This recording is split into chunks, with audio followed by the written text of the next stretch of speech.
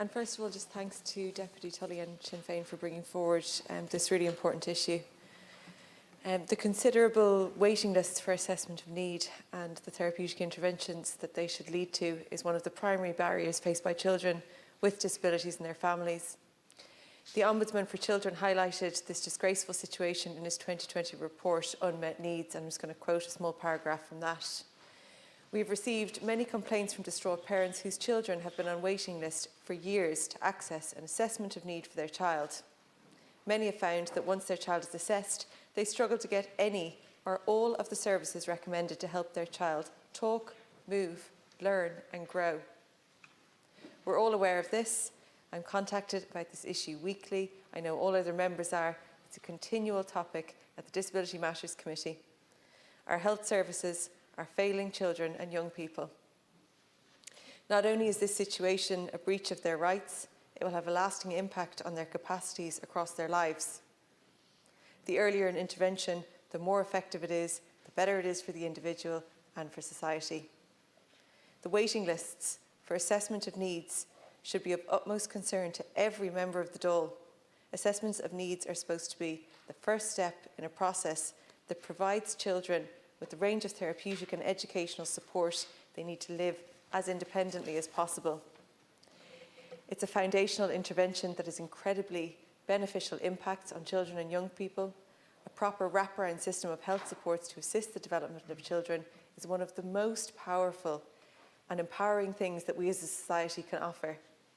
However, if the first step doesn't happen, if it is delayed, if it is not performed fully, the children and families concerned have already been failed. It has knock-on effects. Delays of months for young children can have profound impacts. Parents know this, they're incredibly worried and incredibly stressed. Those that can afford to go privately for providers of assessments and therapies, and I use the phrase, those who can afford it cautiously. These are not wealthy families necessarily, they're ordinary people who can manage to save enough money through hard work and sacrifice and borrowing to access services that the state should be providing. Then, of course, there are the families who cannot afford it, no matter how much they save or borrow.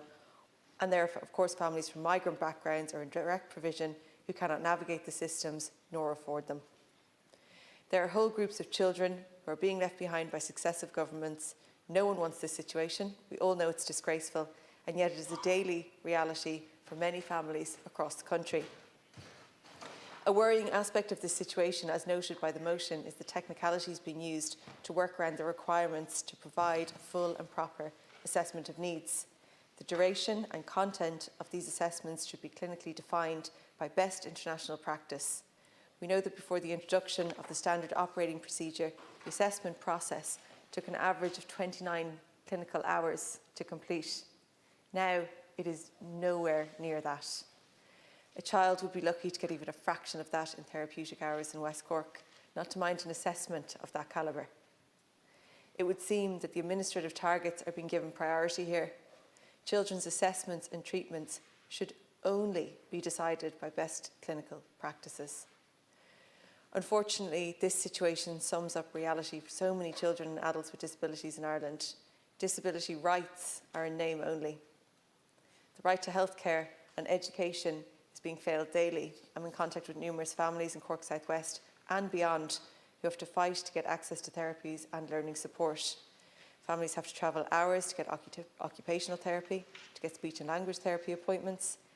They have to wait around for cancellations of those appointments even, fundraise for special needs assistance. They have to rely on community support and donations to get suitable vehicles. Despite Ireland having eventually ratified the UN Convention on the Persons with Disabilities, there is a massive gap between the law and the lived reality of individuals and their families. The motion calls for immediate ratification of the United Nations Optional Protocol on the Convention of the Rights of People with Disabilities. I've been pushing for this repeatedly at the Disability Matters Committee and in this House. The protocol is an essential mechanism to hold the state and state bodies to account in the provisions of services. The consistent and persistent failure to realise the UN Convention points to the very glaring need for the protocol. In the words of Sinead Gibney, the Chief Commissioner in the Irish Human Rights and Equality Commission, optional protocol is a technical term that unfortunately does a disservice to its meaning and significance and masks the urgent need for action for people with disabilities and our society. The protocol is about empowering people with disabilities. While the language is technical and it can seem divorced from everyday life, this is an incredibly important thing to help strengthen the rights of people with disabilities. Far from being optional, it is a vital measure relating to implementing the Convention. It provides more local remedies and removes discriminatory laws and practices. At the Disability Matters Committee, different experts, including the UN Special Rapporteur on Disabilities and the Human Rights and Equality Commission, have clearly said that the optional protocol can be ratified immediately. It is a political decision. The government can ratify it tomorrow if it chooses. Currently, it seems like there is an institutional aversion to the protocol as a tool to hold the state to account. It took over 10 years for us to ratify the Convention on the Rights of People with Disabilities. Individuals, communities and advocacy organisations are deeply concerned that ratification of the protocol is also years away. Ireland is supposed to have a social model of disability, an approach which recognises how individuals are disabled by society. For example, by barriers put in place such as inaccessible buildings, needlessly complicated forms and a lack of ISL services. However, the state still seems to have a medicalised model of disability that defines these areas in terms of physiology. The primary medical certificate is a prominent example of this. The use of medical certificates and stringent criteria are not only antiquated, they are actively obstructing the independence and rights of disabled people. We need a system that is less concerned with exact medical and physiological issues and more with the individuals and how they can be empowered to live as independent a life as possible. We all know of cases where families have had to fundraise for adapted cars and vans for young children with disabilities. The state is failing these children and adults who are just looking for a fair shot at being able to get an adapted vehicle. Until the cultural understanding of disability is changed within all government departments and state bodies, these barriers will remain. Disabled people will still be failed and we will still have to fight for basic services. Before Christmas, the Disability Matters Committee heard from a family who'd moved from Australia to Ireland. In Australia, their child received 2 hours of occupational therapy, 1 hour of physiotherapy, 1 hour of speech and language therapy, and 1 hour of vision therapy every week, with an extra intensive therapy period every 3 months. The family moved to Galway.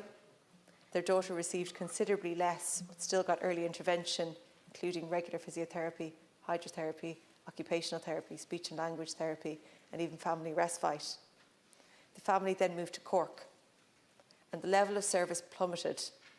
Like many other families, they've had to pay privately for physiotherapy, occupational therapy, speech and language therapy, and for carers, because none of those services were available publicly in Cork.